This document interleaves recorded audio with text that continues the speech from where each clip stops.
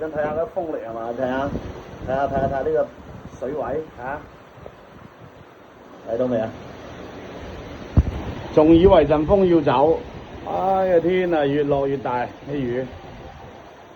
其實我哋依家咧都唔係完全個風口登陸咗呢個，即係我哋嘅沿海板塊啊，係完全就係颱風周邊嗰啲氣流啊，形成咗依家現時嘅風力同埋啲雨量。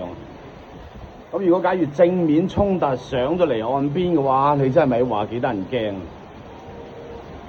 陽台位全部濕晒，啊啲嘢算係小事啦。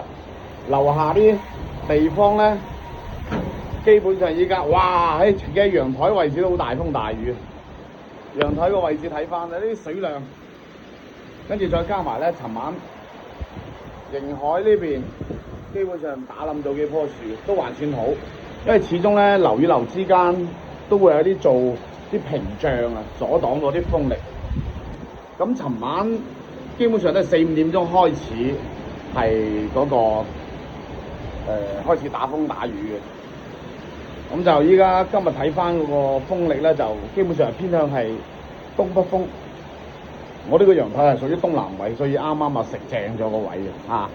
如果假如啱啱好係東北位嘅，咁啊仲陰功。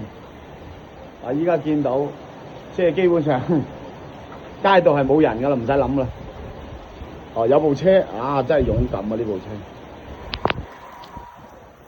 就咁啦，隨時關注啦。